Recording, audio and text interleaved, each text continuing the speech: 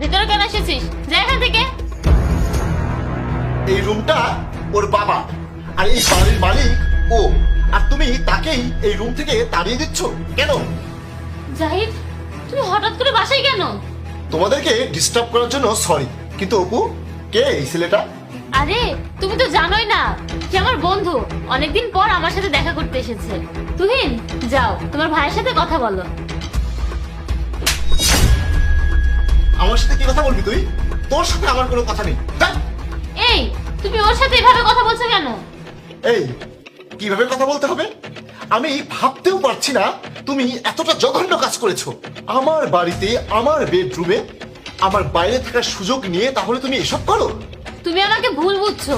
তুমি যেমনটা ভাবছো তেমন কিছুই হয়নি। তুমি কি মনে করো তুমি যা কিছু করো তা আমি কিছুই জানতে পারবো না? আমি বুঝতে পারবো না? ওই দেখো, তোমার ফোনে ভিডিও কল দেওয়া।